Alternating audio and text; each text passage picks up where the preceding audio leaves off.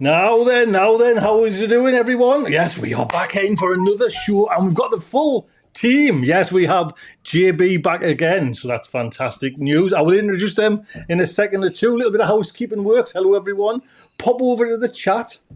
That would be fantastic. And if you want a question, we are determined to get some questions answered this week. It's kind of my fault. I kind of lose anything, but capitals, put them in capitals, and then that'll be fantastic. We can kind of answer them later. And we can answer them in our Discord. So there's a link in the chat and there's a link in the comments as well. So you can pop over to our Discord, our funky Discord. I don't know who that old boy is there. I don't know what he's doing with his sweet corn. But that would be lovely. Pop over to Discord and join the chat. So we have our full team there. So I'll get introduced to them, but we'll just run the trailer and then start the show in grand fine style.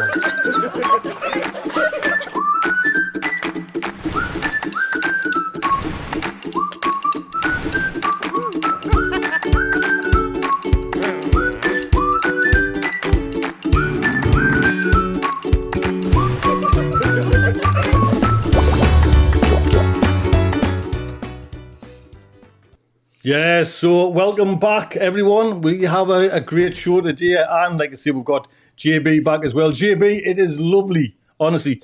It means a lot to have you back on. Thank you so much for kind of coming back in. Thanks for having me. Now, JB, I've got a little present for you. Right? Oh, yes, I've got a little present for you. I've actually got two presents. We'll keep one for later, but I want to let's just switch you to this camera, right? Can you see this, JB?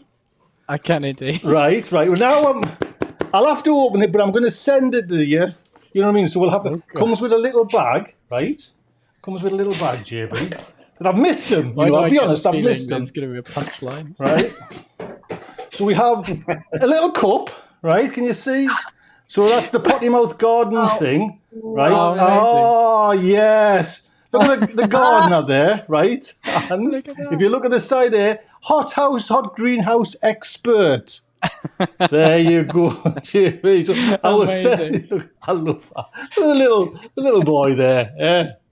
That's just fantastic. JB, so that will be in the post to you, JB. And if anybody wants a JB kind of mug there, that's good. And I was thinking, JB, while you're off as well, it might be a good idea to do some calendars, right? Ooh. I thought we all do some calendars and do some shows. And it was lovely I was kind of messing around and I come up with June, right? So I'm thinking, so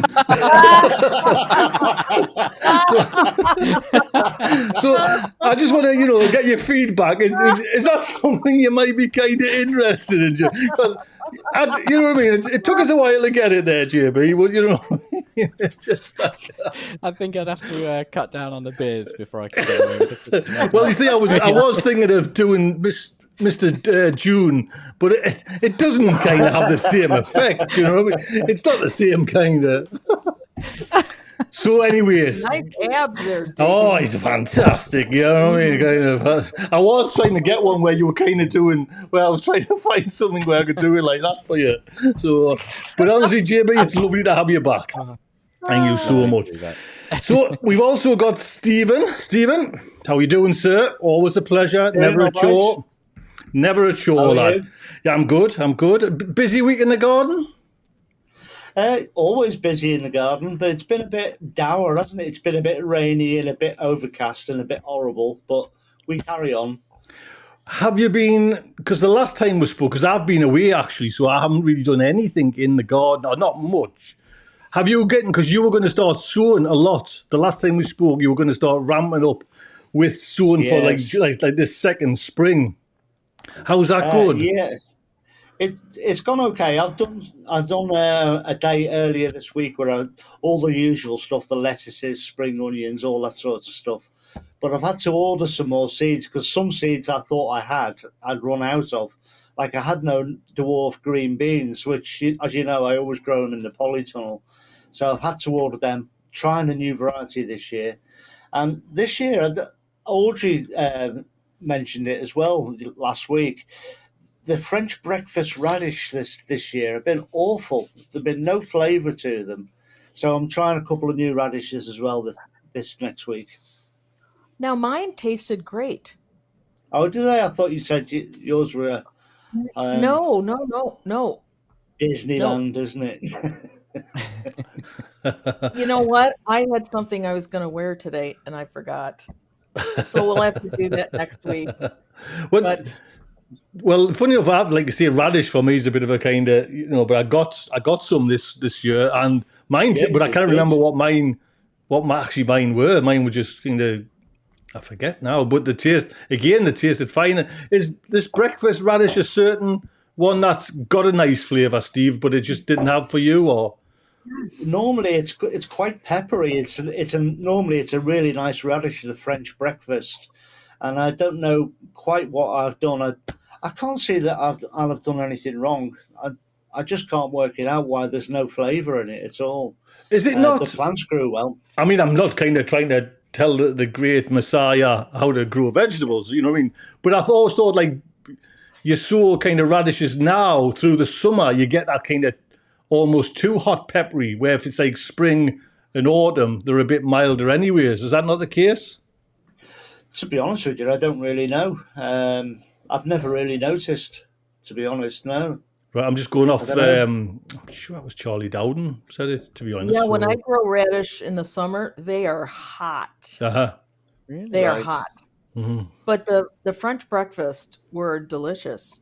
Really, I hadn't grown French breakfast for a few years, so it was lovely to have it because they have a unique flavor to Yeah. me. Are Yeah, you, very nice.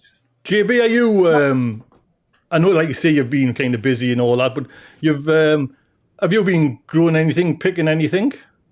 Yeah. I mean, I've still so I've been super busy, and I've sort of taken a step back from making videos for a while. But yeah, no, I've still been going down the plot. Everything's ticking over quite nicely. We've started taking the first proper harvests of some of the potatoes. I only did there they are. I only did main crop potatoes, and I think I just JB, dumped those up a little bit early. whoa, JB. Oh, God. JB. Now, it wasn't bad enough with Waitrose, right? But I'm telling you now, you got that from John Lewis, that little truck there, and come on, man, where's your Aldi carrier bags? You had one chance to make it, one chance to prove your worth, and you just. I took that down, and I had it in a little carrier bag. I genuinely took it down with loads of other stuff in a little That is, I bag. mean, it's even brand new. Do you know what I mean? It hasn't even had a bit of dirt on. Oh, that's 2 seasons old, and it was a gift. That's my excuse. That's a gift. Where did actually where did you get that expensive truck from then, JB? Just I'm not honestly It was a where. gift from my parents. Right, because there actually are a handy thing. Like Blue Basket one, you know what I mean? And like Blue Basket stones last a season, to be honest. So if you're telling us that's 2 seasons old, Mummy hasn't went and bought you that from John Lewis, I'll eat my bloody hat. I'll find If you another had one. picture, 'cause it's pretty old. But yeah, I saw one of those in a garden centre the other day, and they were scary money. Oh, So I've been meaning to ask my parents how much they paid, because it was not cheap, the one I saw in a garden centre. Well, no. So let's turn a blind eye to the kind of the Waitrose trug. And what have you? So things have just been ticking over in the garden, and then you've went back. Were you still going every so often, or was it a nice surprise to go like 2 weeks later? Yeah, no, I've still been going probably not as often as I should. Stuff in the greenhouse getting a little wilty, but probably every 3 days. And now I'm sort of back in Right, the habit and of that going was down pretty much every this day. picture is that's your genuine harvest, is it? Strawberries, peas. Wow. Well, the courgettes, to be fair, they were my dad's plant, so I rescued that from his garden, Right. because he's ill at the moment. So I nabbed a few of his plants to look after in inverted commas. So I've nabbed those, and yeah, one of his courgette plants is absolutely huge. So I've got that in the ground now, and it's like 15 times the size of my little baby. I haven't got any, to be honest, JB. What is the actual lettuce? What variety is that lettuce, JB? That one is a Valmaine. Right. which is technically a cut and come again, but I've got so many that I just pulled that. Well, it's funny enough. Nice. Yeah. I'm kind of Nice long leaves, then. Yeah, it's a romaine type. I've mine are just there's that many at the minute now. It's like I'm just pulling the whole plant, chopping the root off, like composting it and just bringing it home and actually nearly using like a full lettuce in one meal. Do you know what I mean? And it's lovely just to kind of fresh. It's so like fresh. I'm not even washing them in the garden, and I'm not even I'm just bringing them home, chopping them, olive oil, bit of balsamic vinegar. Yeah, Audrey, how's your salads? You must have millions. I'm a little behind in my lettuces. Them ones you sent me, Audrey, them seeds you sent me, the Paris Cos ones, this year, they've been fantastic, to be honest. Yeah. So, yeah, my kale is doing great, so we're having more salads with that. All right. My lettuce is just dragging behind a little, so I think it's going to be another couple of weeks before I start clipping it. So what kind of kale are you putting in your salads then, Audrey? Oh my gosh, I have like 12 varieties. I've got Russian red ruble. Oh gosh, I would have listed them had I known you'd ask me that. Yeah. Cavolo Nero. I have Blue Dazzle. I mean, I just have a ton. I have one of my green stalks, so they're all around. They look beautiful. So are you picking them like tiny leaves? Because I normally leave like say. Yep, I'm picking them as leaves. Right, just like little ones. Really... Right. Well, they're all kind of. I mean, they're getting good size, so I'm taking the bigger ones actually, so I stay on top of it. Should we ask a chef what he's doing with his salad, how he preparing salad and stuff like that? Stephen, give us some advice on making some salads or how to prepare salads or what to do with salad. Anything you want to, really. The good thing about a salad is you can put absolutely anything into it, and you really want to go for sort of colour, texture and flavour, really. I mean, it's a surprising thing, but people eat with their eyes. If it looks good on the plate, you're 50% of the way there. Right. Yeah, well, there you go then. You go. Salad cake. Mind you, like I say, I've such enjoyed growing this salad, and it seems I'm a natural with the salads this year. You have a lot going, Tony. Oh, you got salads going everywhere. It's beautiful. Mine, I haven't as much as I can say. I'm still not as good as that. Mm-hmm. So, right, get your questions on if anyone's got any cucumbers and tomatoes. Right, Nigel Littleton, cucumbers and tomatoes have to be the best to my taste. Right, I'm not understanding that. Anybody got some questions? I'm just trying to go through. If anybody sees any questions, please shout them out as well. Mm-hmm. I'll tell you what, I'll show you. If did I put it up now? Right. Everyone. So I'm going to talk about split tomatoes. Now, I'm on about like two different tomatoes splitting, the fruit splitting, and can you see that there? That stem. So I just want to get your thoughts and advice for anyone who's...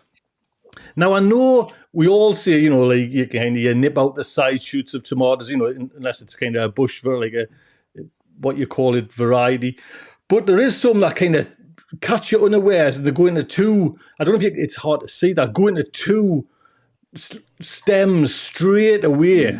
And Steve, I was just wondering, do you encourage that, or do you, with your kind of indeterminates, snap everything off so you've got this kind of ramrod poker straight, neat and tidy, or do you get two and have like two main stems going? What's your idea? I wouldn't do that, because you're putting too much of a strain on the feed that you're giving it and on the roots of the plants.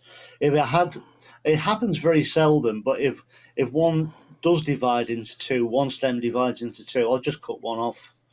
Even if it's, I was going to say, even if it's like a nice thick stem, because I've left one deliberately just to see if I get more fruit, especially with this, fertigation, feed them the hell and back.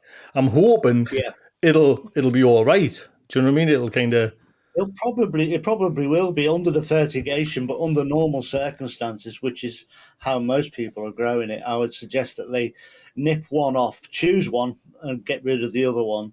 And just to add it in, when you're taking the side shoots off, I never take the side shoots off the top foot of a tomato tree, just in case anything happens. You break the tip off the plant. If you've got the tip broken off the plant, it stops growing, but then a side shoot can take over as well. Oh, good tip. Oh, that's another thing as well, JB. I don't know if you kind of know this, but we do a tip of the week as well. So at the end of the show, Audrey, have you got your tip of the week, Stephen? We'll come Yes, back and we'll get the Yes, tip of the I week. do. You just had my tip. I know you'll have to go in Grandad's notebook and pull another one out there, lad. I wish I had that. That would be a book and a half. That would, gosh. JB, what about like you with tomatoes? Do you know what I'm on about when like a main tomato splits? Do you encourage it, or do you just kind of it's not right, nip it off? Well, I'd never seen it until this year, and one of my tomatoes has done that very thing. And I just kind of looked at it and went, "That looks a bit weird," and just kind of thought I'd leave it. I hadn't realised that it will basically become two plants, which is quite interesting. Well, I heard on, I'm not sure where I heard it, JB, but I think it was some big, might have been the Royal Horticultural Society, some website that said your plant will not become as high, but you'll get more fruit. And they were almost, I'm not saying encouraging it, but it wasn't a bad thing. Do you know what I mean? So I just wanted to kind of see what Audrey, what about you? Is that something that you encourage, or you like Steve where... I cut it off because the way I grow my tomatoes is up a string, and it's clipped to the string, so I don't want to deal with that other piece that's hanging off. Because I plant mine pretty close, so I like to keep them very under control and just let them climb that string. That's a good point, because I will have to at some time with this one I've left put another string down. Right. Which is, you know what I mean? The kind of grand scheme of things, it's not that big, but it's another, right, I must do that. And then you leave it. Well, the way I grow them is on the back of my garage. Right. So there's clips way up at the top that hold string, and then it drops down. So I don't really even have an option to drop down another one. Right. Now, Audrey, while I've got you on, I was talking to Steve as well, and I'm noticing, I don't know if you've actually grown them or you send them over to the UK just to try, but those Barry's Crazy Cherries, I'm not going to be microphone there, they are just like, mine are just like, say, I don't know, maybe like 1.5 foot big, but loads of side shoots, like more than I've ever seen happening. I was talking to Steve about it, and he said, what do we do with them? Do you snap all the sides shoot out as well with them, or do you just let them go as a bush? No, I plan to, because that's an indeterminate tomato. And this is my first year growing Brad's Crazy Cherry. Right. So for all three of us, it's our first year for that one. It's not Brad's Crazy Cherry, isn't it not? Because those trusses are so filled with fruit. Oh, berries, sorry. I want to make sure I keep that one pretty clean. Right. That's are crazy full. I've been nipping out them, so that's I'm on the right track then, to be honest. There, yeah, so. I would definitely do that with that. And can I save those seeds, Audrey? I believe you can, because those really come from Wild Boar Farms, and everything that they produce is open pollinated. Right. So yes, you can. What about flavor, Audrey? Have you heard anything about flavor of them or not? Or I really haven't heard much. They just looked so beautiful. I thought, let's all give it a try. Well, I know. I've seen a picture, and it's just fantastic. It's crazy. So I guess that's why it's called Barry's Crazy Cherry, because you kind of go, wow, that's crazy how many tomatoes are there. Right. Stephen, if you're watching in, actually, they should go and Google it while they're listening to us draw on. Go and have a look at the picture of the Barry's Crazy Cherry, because it's something else. And I think I might leave. I've got 4 planted. I might leave 4 with leave 1 with all the side shoots on from now on, and just see what it's like, what it does. Have you got them all in the polytunnel, Steve? Have you? I've got 4 in the Polytunnel. Right, yeah. right. Because it'll just, I'm guessing it'll just take over. You know what I mean? It seems like keen as got anything 6. to kind of. I've got six in that back tunnel, and I've got 4 in the main tunnel as well. So Right. Ooh. Right. Wow, I've just you are going to have. I've just taken another 20 side shoots off my Crimson Crush today as well. Well, let's see if Fletchy Babe is asking, where did you grow your radishes, Polytunnel or outdoors, to get this poor No, it was flavour? outdoors. It was Right. outdoors in one of the beds, and I sowed also next to it. There was turnips and beetroots, so I did a whole load of sort of root veg there, and my parsnips and stuff. So they're all in the bed, but I just can't work out why there's no flavour to them, or maybe my flavour is off. Maybe I'd eaten something that day, Or but they could it be just the tasted seed? watery to me. Could it be the seeds? I don't know, to be honest. I wouldn't normally just attribute wonder. flavour to the seeds. Normally, it's ripening that affects flavour. But I mean, they were a good size, so they were. I wasn't picking them small where they were flavourless. I Yeah. just don't know. Well, Steve, I'm sure you did. This is your picture, isn't it? That's your delicate little hands. Devil's food. So you can, JB, we've got the I think there's a dark horse coming on with tail with this thing. Look at this. You know what I mean? He's like, he doesn't like to cook with them. You know what I mean? But that's what kind of chili is that then, Stephen? Oh, it's only a wussy, wimpy one. That's Anaheim. It's the one named after the town in California called Anaheim, and it's right down the very bottom of the Scoville scales. So there's next to no heat in that. Right. And what would you do with that then? Just mix it in with like a stir fry or something, or just compost it, really? Blasphemy. I would tell Chili Chump JB about that. That's just like brutal. Reporting you. Chili police. No, Audrey. we will eat it. We'll have a go. We'll eat it. Audrey, I've got a question from Steve, who's asking, when you're growing, because we're talking about the tomatoes there, Brad's atomic grape, do you still pinch out the side shoots? Thanks for this. I must have sent Steve these. Now, I do. Yes. Yeah, I do. Yes. I let them just, I take all the side shoots on those. What, just out because it was you that introduced us, Audrey, to these, how high do you let yours go? Because you've got like a different heat temperature. How many trusses? I let mine go as far as they will go, and then I can let the strings down so I can pick them. Yeah. It's a great little technique that I've seen that. No, I stole it from inside commercial polytunnels or hoop houses, but I do it outside and it works great. Right. And when do you ever kind of chop the heads off though for like the end of the season? I know you're supposed to. I don't. I just let them go, and some tomatoes I pick when they're green, and other ones I just go, thank you for coming, and they go in the compost. Right?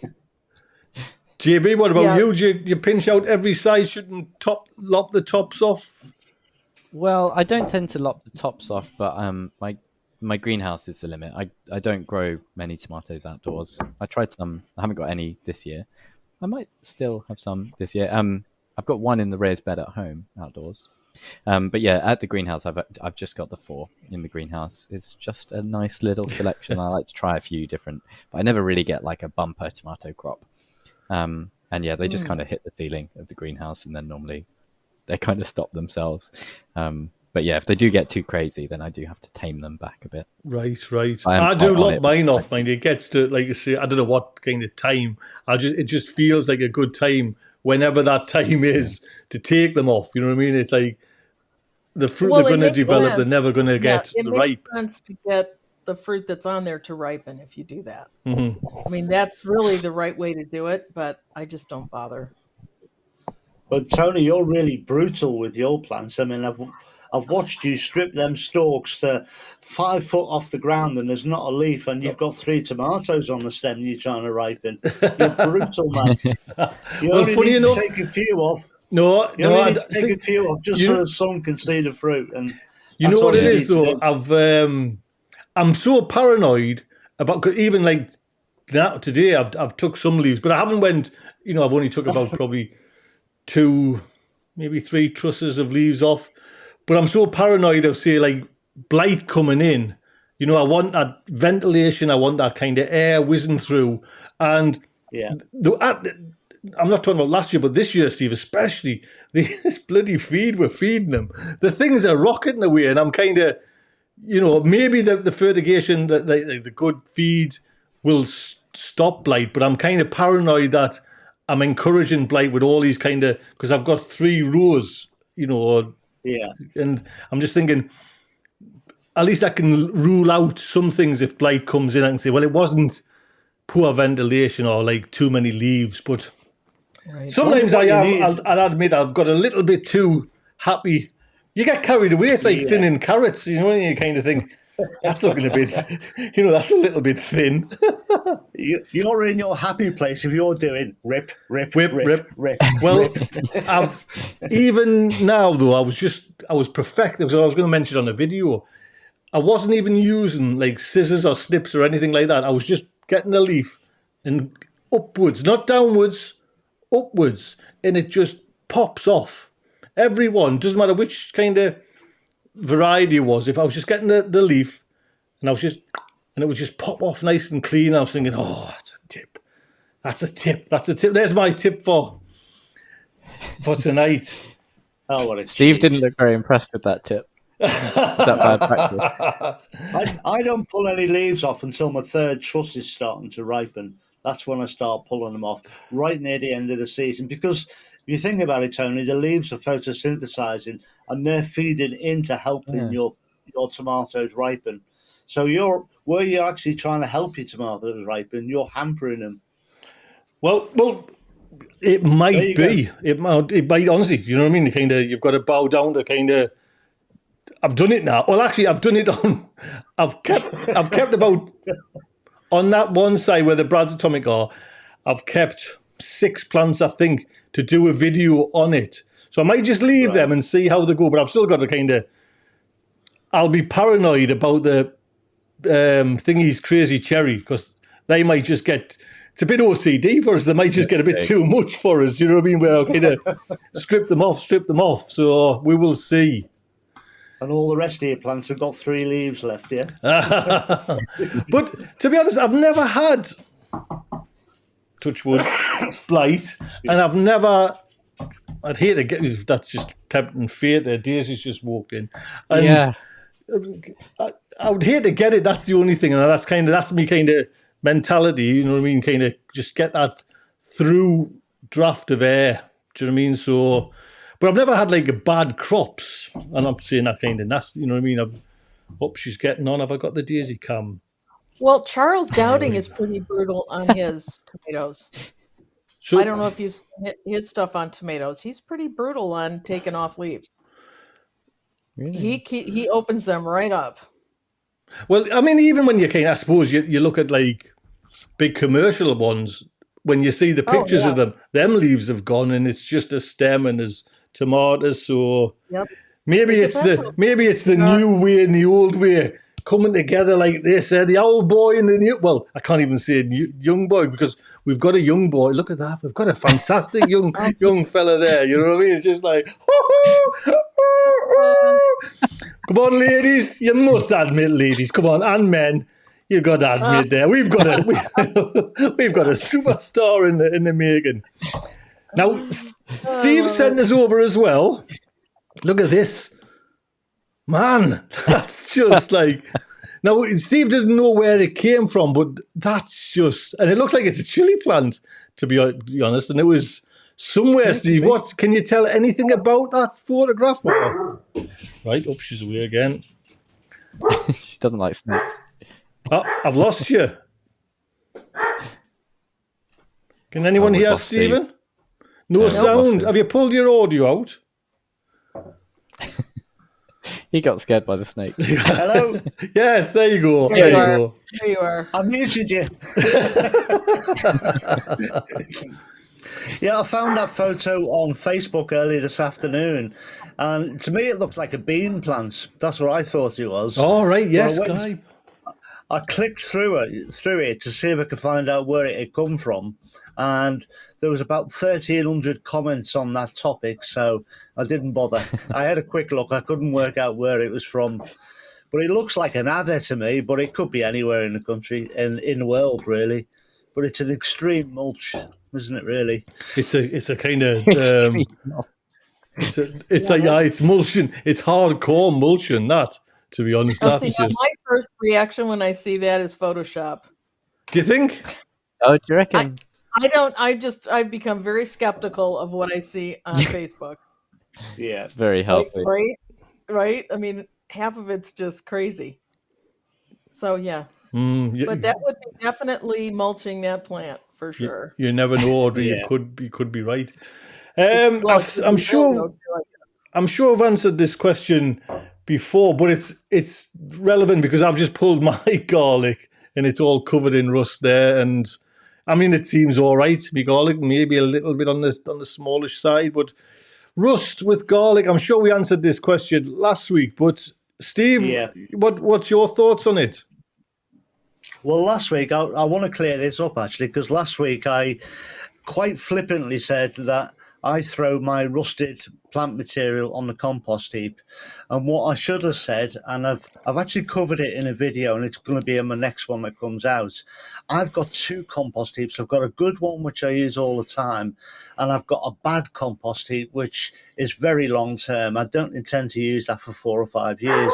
There's all kinds of rubbish on there, and all the bad weeds, tree stumps, and rose stems. So all the brambles and stuff, they all go in there out the way.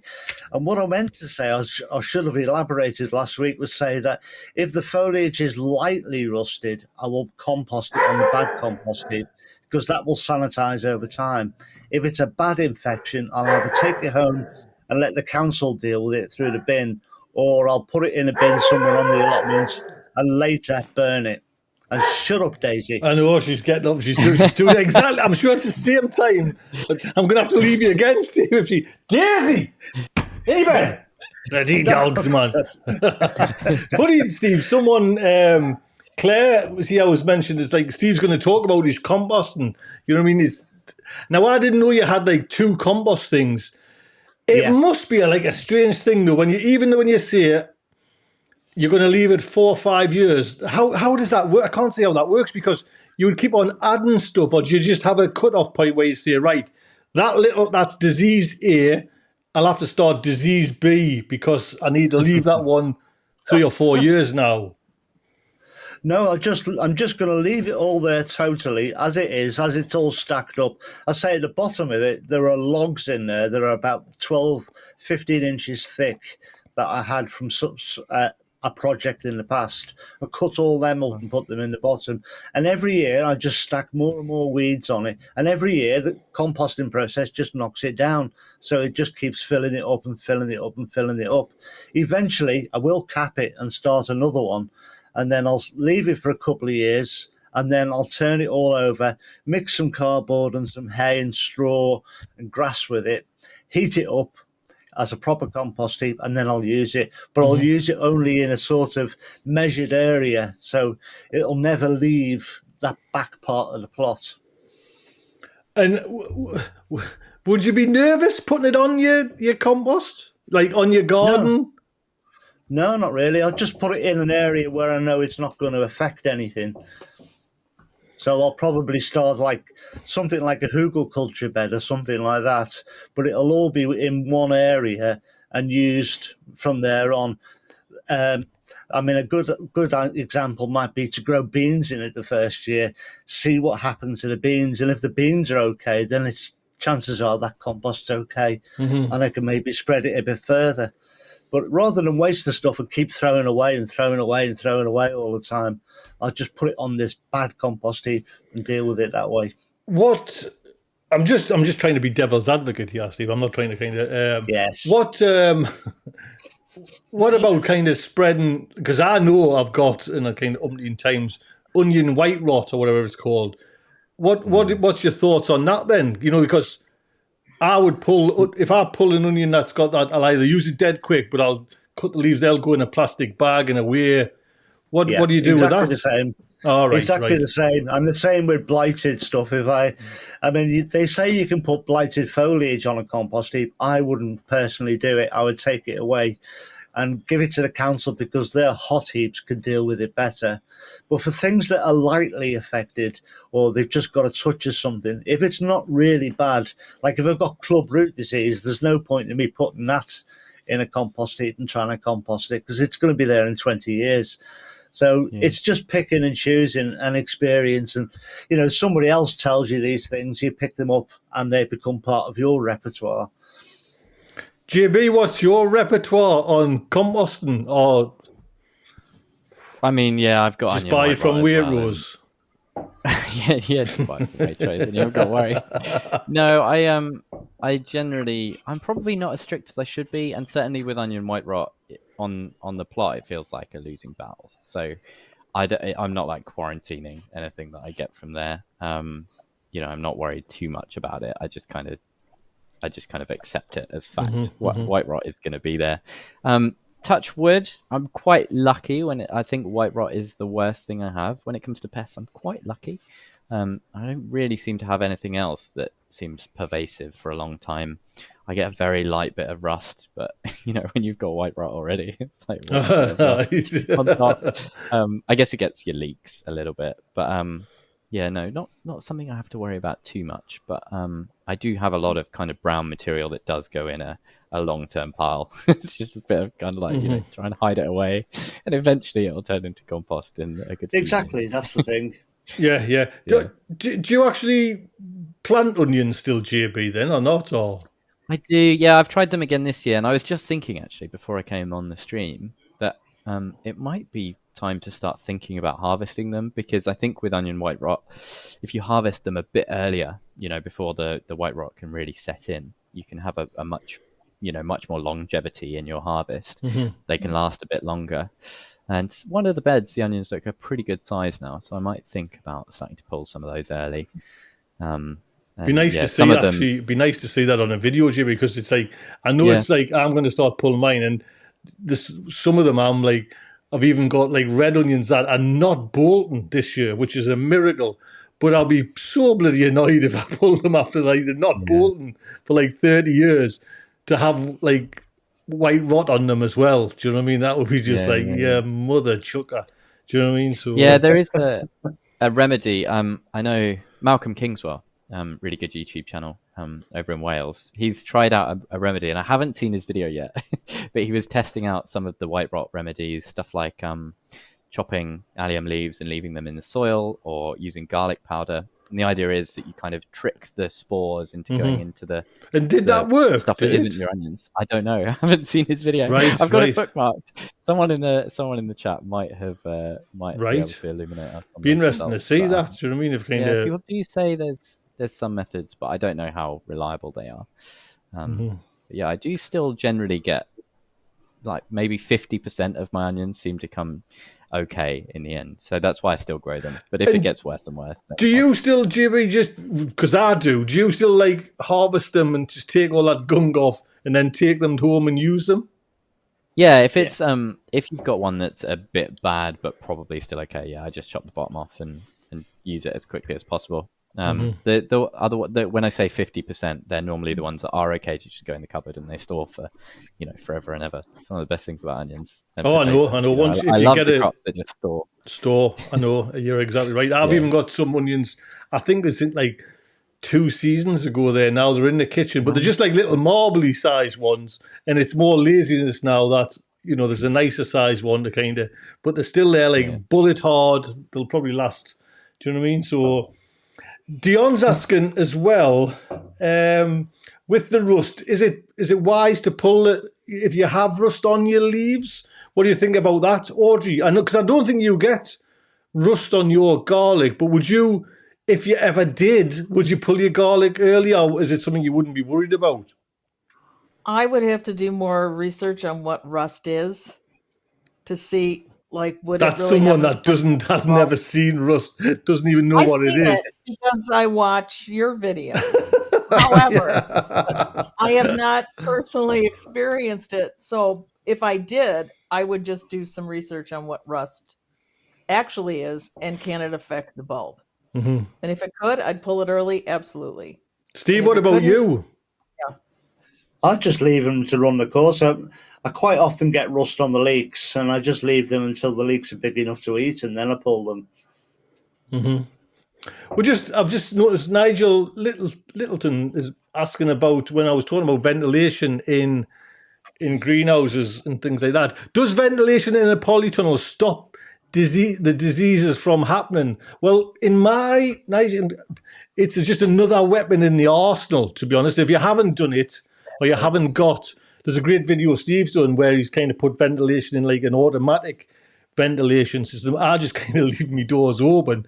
But Steve, what's your thoughts on, it's crucial, isn't it, ventilation, and will it help diseases, or am I just being a little bit kind of... If you haven't got ventilation, it will certainly help diseases. But I think what you're talking about is helping prevent them. So, because you got that the wrong way around, didn't you? Well, But, it just would it... It can be very damp in there with you watering plants all the time, and if you don't let that air change and the air circulate, you can encourage rot. I mean, I had a little touch of it earlier this year. You know, the microgreens I grow. I grew a load of peas and they just all rotted. But it was because I didn't really have the doors open for about 3 days, and it was no surprise, really. So that was down to me, really. We didn't see that video. I haven't made one, that's why. I didn't see that. Them pictures, I didn't get a hold of them pictures. Right. No, pictures are a bit short supply for you at the minute, Tony, because we see what happens I with know, them. I know. So, Yeah. isn't that right, Audrey? No pictures. Exactly. Hide the evidence. Well, listen, I'm going to have to just explain it, though, because even Okay. Steve, with his title, Green Side Up, and Audrey planting like so many plants a year, is the goddess of like sowing seeds and planting. How many plants did you plant upside down, Audrey?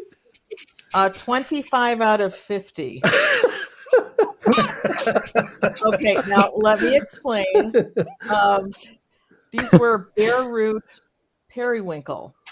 We're landscaping our front this year as well. So I'm trying to grow some things that I want to use out there. So I bought 50 plants of bare root periwinkle. Now the problem was the tops, which are like sticks, came packed in a growing medium, and the bottoms didn't. So it was very confusing. And I thought for sure that little dry mound looked like a root thing. But, sometimes when you're in the midst of it, well, anyway, I did the wrong thing.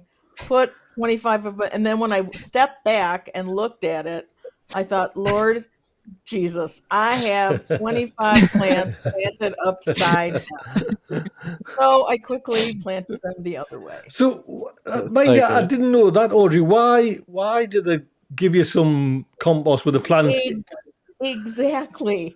Because I'm like, if it's a bare root, then just give it to me bare. And I could have identified that, I think. Yeah.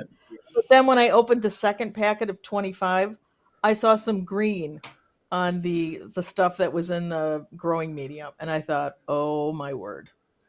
Yep, read that wrong. But very clever and very shrewd. There was no photographs come over the kind of. Normally, I Well, get me photographs in the kind of WhatsApp group. Well, I would never have sent it to you because you would never let me live it down. Well, you see, But you'd think I'm JB still- would learn his lesson, wouldn't you? Well, JB, I gotta say, JB, that is a beautiful trug, and that's a beautiful harvest. So don't let these Thank guys make fun of you about that. What do you say about that, Audrey? Come on, man! For God's sake, man! He's Well, our just beautiful. June. What are you gonna do? He's Mr. beautiful, June. He can pick beautiful fruit, whatever.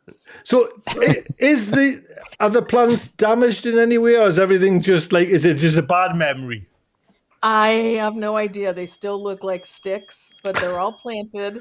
So we'll see how that all turns out. I don't think they were damaged. I don't Well, know. sometimes, like bulbs, some bulbs, if you plant them the wrong way up, they actually turn themselves up the right way anyway I in don't the think soil. periwinkle I've would have seen done that. that. I mean, they're the whole, the little dry mound of roots. I don't think Yeah. that was going to turn itself upside down. So Yeah, well. we weren't in there long. It was just minutes before I was shocked and learned the error of my ways. Yes. Not a photograph. Not a photograph. That's it. I have one burned in my mind. I have it burned.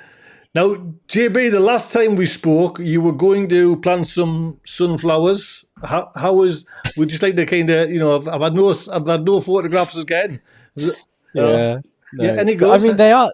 So I planted. I only had 5 in the entire. I had 1 seed packet lying around. There were 5 seeds, 2 of which germinated, and they're probably about this big. All right, well that's all right. No. I mean, they're okay. They're in quite a small pot, though. I think it might be just because they're in a small pot that they won't get super big. But they kind of creep me out a little bit when they get like 6 or 7 foot tall. I find them a little bit weird. So I might just leave them in that small plot. So they. Oh, at least because I haven't heard anything, and I was thinking at least kind of you've got them there, so that's kind of nice. And there is there. Steve, have you still got sunflowers going? I've planted them all. They all look terrible, I must say. I think we got too hot one day and they dried out.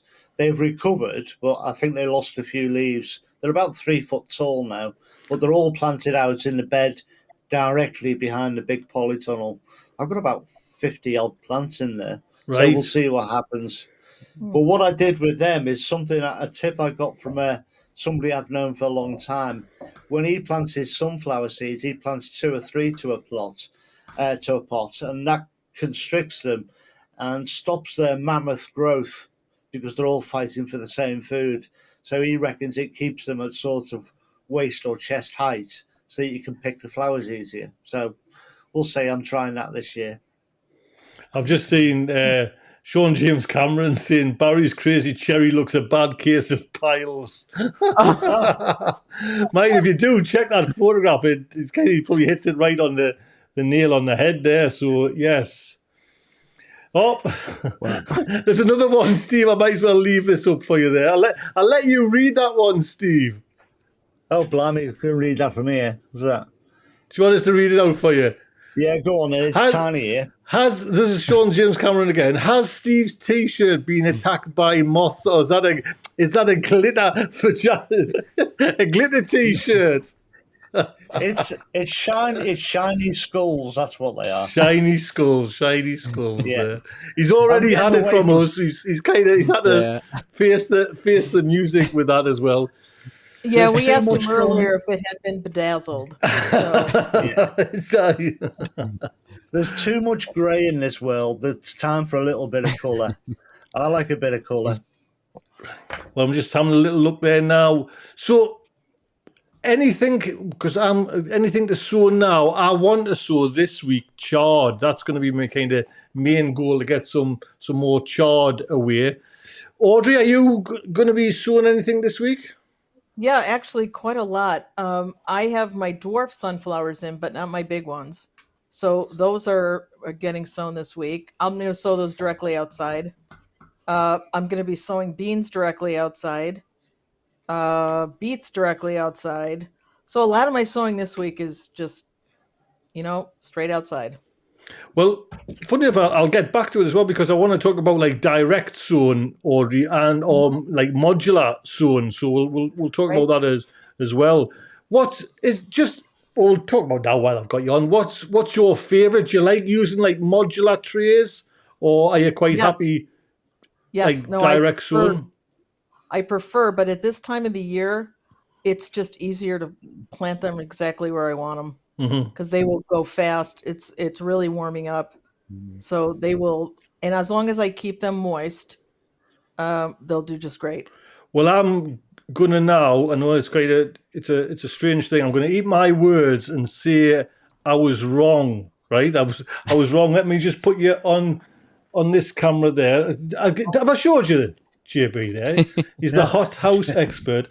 And I've told Steve a few times, I hated them when I first got them, but now you can get these little ones. These are the Charlie Dowden ones that normally kind of come.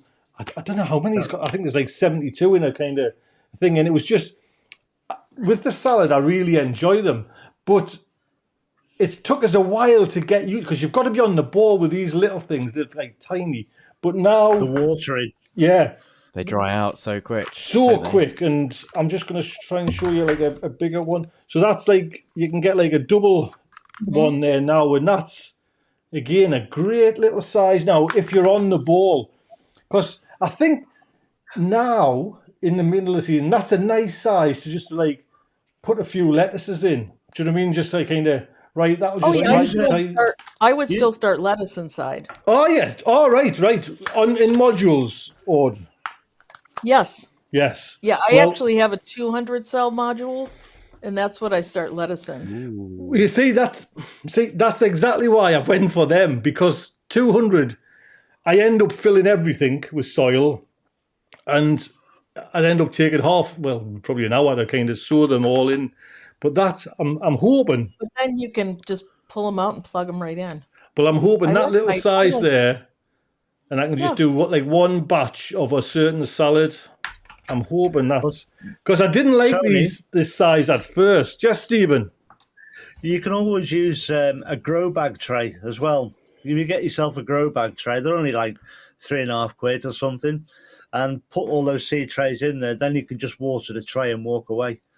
Wait on, I'm lost there. What do you mean a grow bag tray? Well, it's big enough to hold the grow bag flat.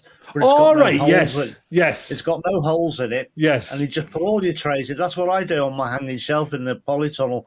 All my trays are in those trays. Uh-huh. So all I would do in the morning is just walk along with a watering can, fill the trays up, Yes. and I'm done. It's super quick. So I'm not watering each individual The tray of seedlings. the point there, Stephen, the point there that kind of trips me up is the one word that trips me up there: level. My floating shelves, I cannot get them level. I end up kind of shoving a pencil, a bit of wood, and it's just like so. I can on the floor. Me polytunnel floor is lovely, but I'm sometimes a little bit worried like mice or something like that would come along. But that's a great idea, and I have got like a big tray. I guess it is a grow bag tray. It must be. Do you know what I mean? So I do have them, but I've got old. What are the old propagator green trays which I kind of use? But you can only get like one. It's a big tray. Wait on, let's just put this side. It's a big tray, probably about that big, but I can only get one normal tray in. Do you know what I mean? It's like a waste of space, but it does us good. Well, if you get a decent grow bag tray, you'll find that will fit 4 of the Charlie Dowding trays in easily. You get 4 of them on that length, so really good. But my point with the Charlie Dowding ones there was, for me personally, there's too many. Do you know what I mean? That's why I'm kind of hoping. And don't get us wrong, and now I like them because I've had an abundance of salad. But I'm hoping that would be fantastic for me. Do you know what I mean? Like a quick tray. think I don't want to probably kind of. Do any of you do self-wicking in the trays? I beg your pardon, madam. Listen, we'll keep that for the extra late show, Audrey. I've told you about Okay. that filthy habit of yours. Okay. Normally, Tony does do the wicking with his tomato. You green bucket things, Tony. You've got your capillary matter Capillary coming matter. from Oh, your- right. I see what. Yeah, that would That's be what you mean. self-wicking, Tony. Right, I just thought you'd been. Capillary matting. I thought you'd been filthy again, Audrey. You wicked Oh, little. I know. You It's a wicked. problem I have. Wicked. No, but I do that inside on my grow. In my grow, I've got a 4x8, 4x2 grow shelf, Mm-hmm. and I use self-wicking fabric on top, so I only have to water my seedlings and stuff like once a week. And is that so? Have you got like say a trough, Audrey? Listen, I'm just trying to picture it there, like a I have a trough. 2x4 trough. They're trays that fit right on my thing, and I put You've up. got your wicking inside it, I put Yeah. wicking fabric which over the then top, goes in, right? which then goes into a bucket. into it, and then it keeps them wet all week. But does the wicking go into it like over the side and then into another tub of water? No, I have No. some stands that you put the wicking mat over, and then the trays go on top of Right. that. No, I was just So thinking. that whole big 2x4 tray can be filled with water, Mhm. and that keeps the seedlings very happy for a week. No, what I was thinking you were doing was, and I'm sure I've seen this somewhere, is where they have, let's just say, a tray. Wait on, I'm just using my new camera, my new phone. They've got the tray, you've got your mat, and then Right. you've got like your wicking, your kind of capillary matting goes Goes over Yes. into a Yeah, I've seen bucket, that too. and Yeah. it would keep it kind of nice and wet for, say, a week. Right. Would That that would work? work too, but this is inside my house, so I don't want to have buckets of water. Just That's a, gotta, yes, you're right. You're right. But Steve? yes, I've seen people do that in their greenhouses. Mhm. They have wicking mats that are. And they have a gutter in front of the table it's on, and they fill the gutter with water, and the wicking mat goes into the gutter, and that keeps their Clever. seedlings. Mhm. Yeah, I think it's a great system. We need someone to do some tests on it. Gee, Steve.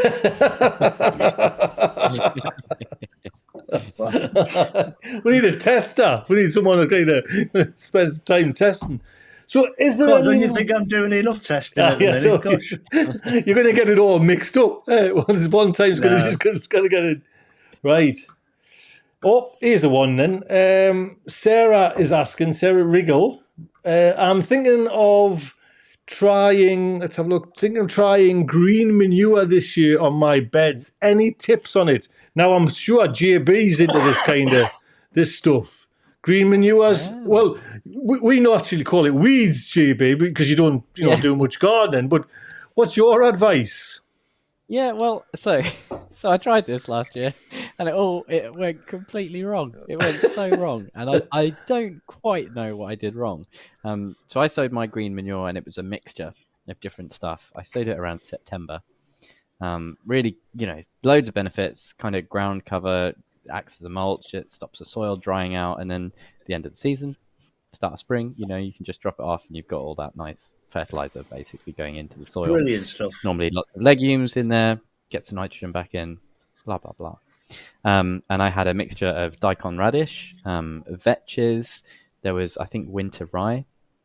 Basically, for whatever reason, very little of it germinated.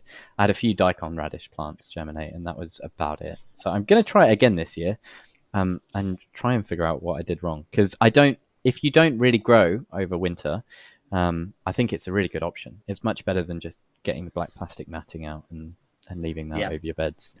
Brilliant stuff. Well, how does it? Because I've never done it. I've heard about this kind of green manure, but I've never done it there. So I'm not even 10% aware of how it works or why it works. But if you're doing no dig, how does that come into it? Because if you've covered your ground with this manure, even if you cut it off, it's going to grow again. So how do you get around this? Like, if it turned into weed and you want to get rid of it, JB. Well, yeah, that's a good point. I think most of the crops that you get for green manure aren't particularly resistant to being cut off. So daikon radish certainly I don't think would start to regrow. The winter rye might do, but I think once again that's a grass that it's not like a super vigorous weedy grass. The idea is that generally you probably want to get it before it starts self-seeding and goes everywhere, unless it's something that you want to be encouraging. So like I quite like the idea of having some vetch on my plot, for example, sort of in the past and stuff, because it's just a really nice plant. But yeah, I think generally as well with no dig as well, quite often you do disturb that top layer of the soil a little bit. So if you do run through it with a hoe, I don't think it's the end of the world. It's not going to damage the lower soil structure. And one of the benefits of the green manure is that you then have all those fresh roots that are going to decompose in the soil.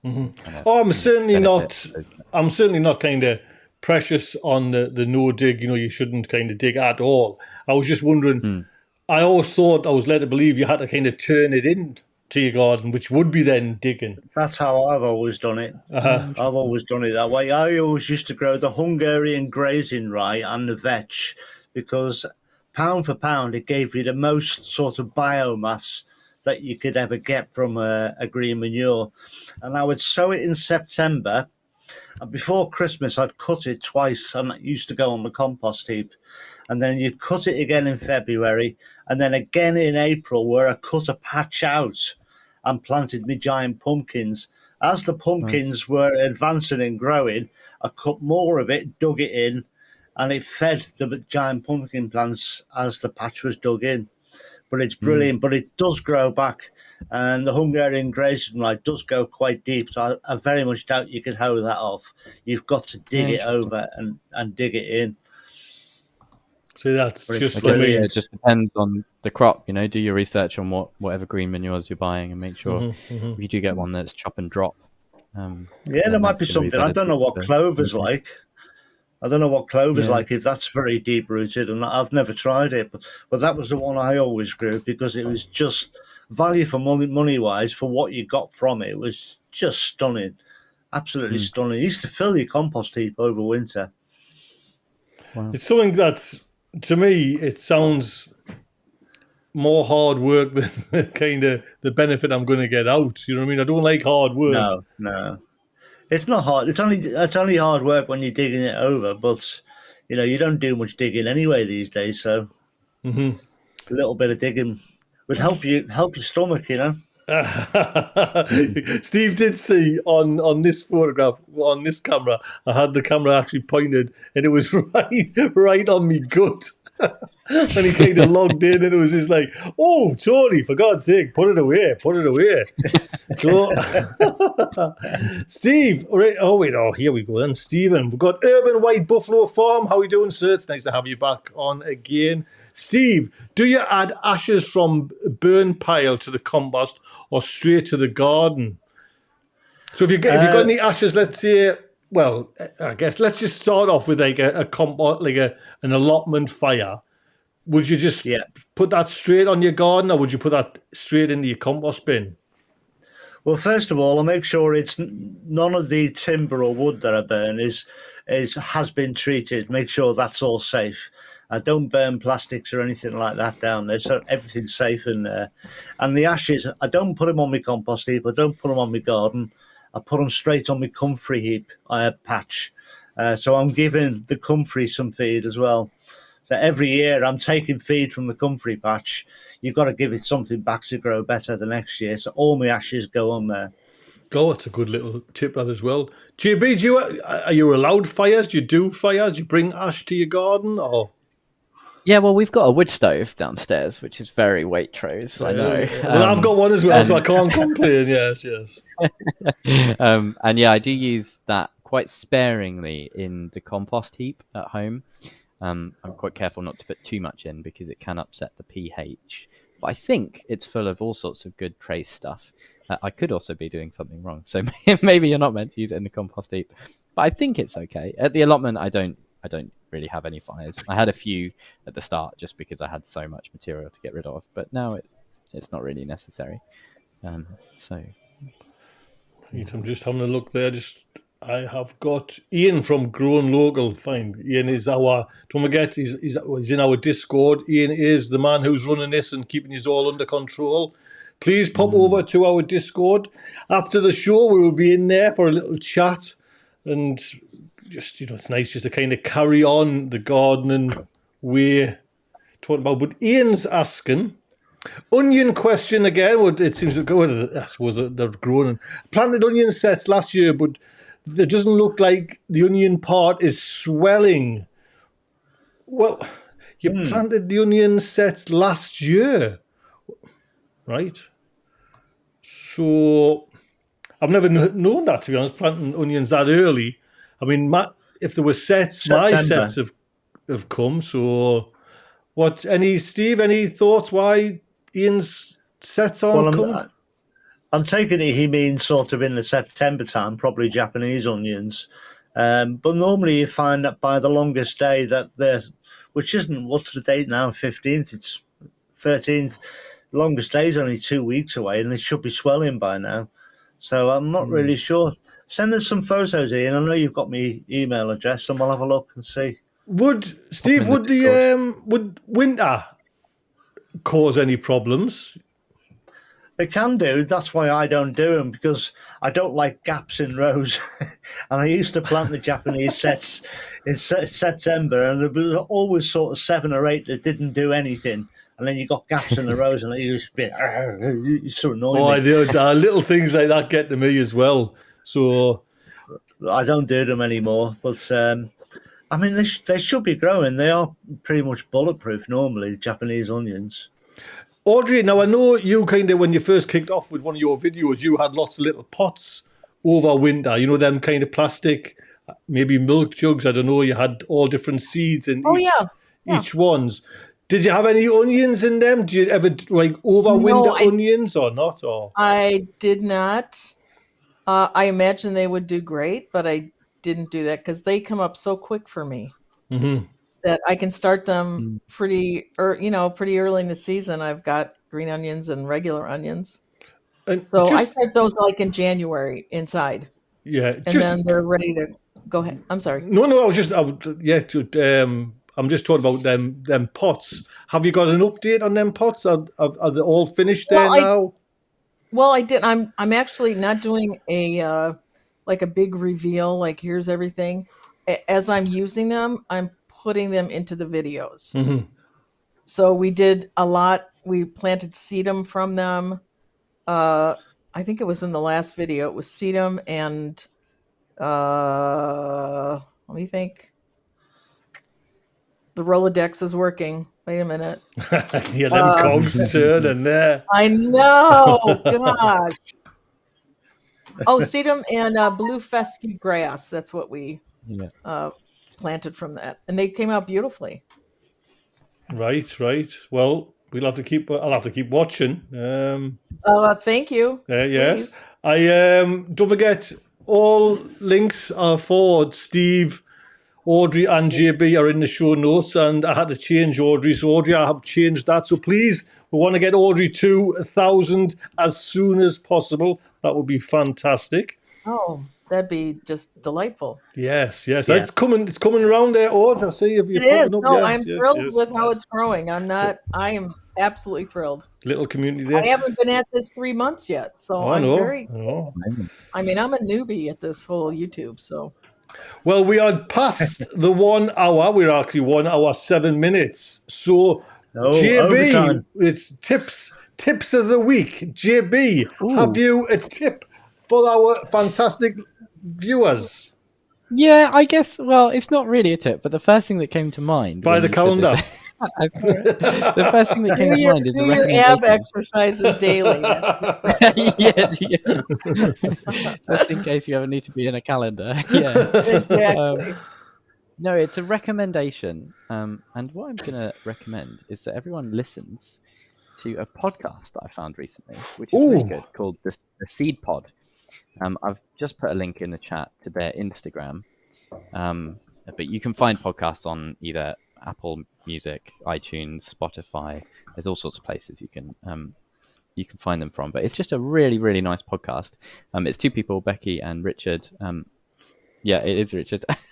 And they're just talking about gardening as well, and it's just really nice. It's really laid back, and I've been really enjoying listening to it while I'm up the top doing gardening. Fantastic, JB. That is a lovely little tip. Thank you very much. It is in the notes. I'll try and grab that, send it over, and I'll put it in the show notes as well if anybody wants to watch it. Audrey, have you got a tip for us this week? Well, we're going into a very warm season right now, so I guess my tip is around heat.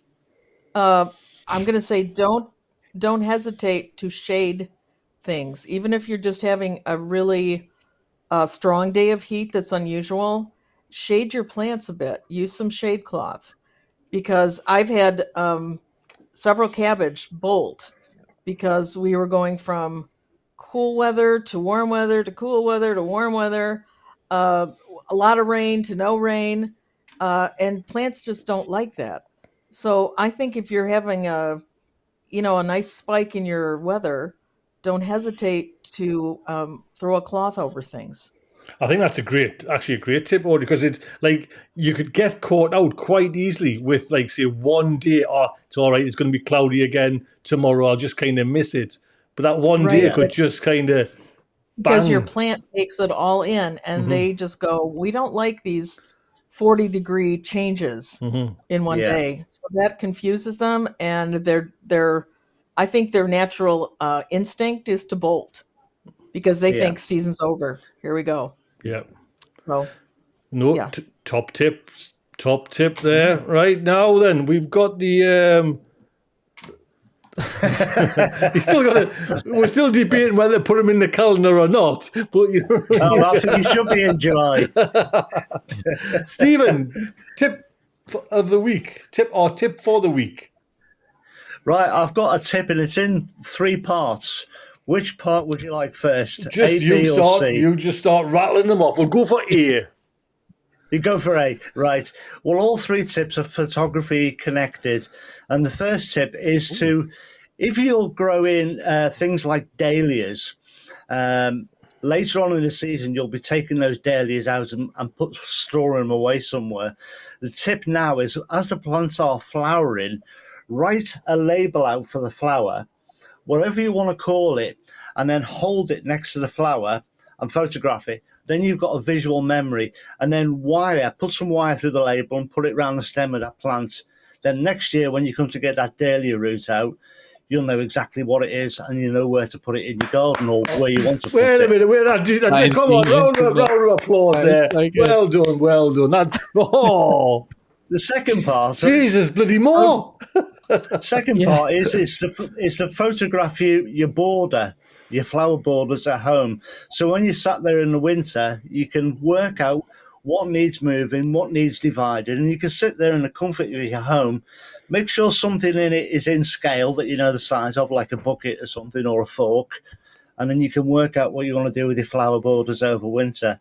And the third one is to photograph all of your veg beds at various times through the season. That way you know where things grew the year before, so you can help crop rotation if you're following on with those sort of things. So there you go, 3 photography tips. Do you know what, Very Stephen? good. Grandad would be proud of you, lad. You brought technology right up there to Cumbria and nailed it. It's honestly, I know that's the kind of joke in there. I constantly take photographs of my beds.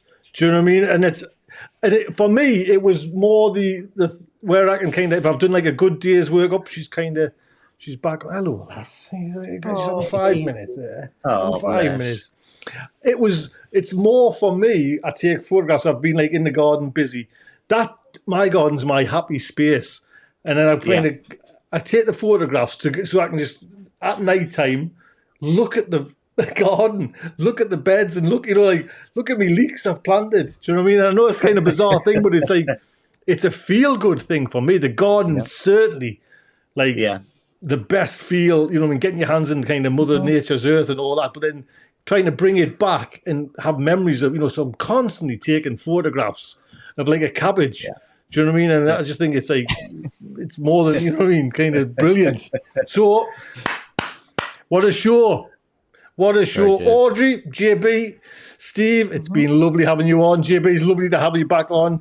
Well, very Good to see you, JB. Yes, best wishes for your dad, and we'll get this calendar sorted as soon as possible. I'm sure all the ladies and most of the men will be wanting to kind of see the hot gardeners, of 2022.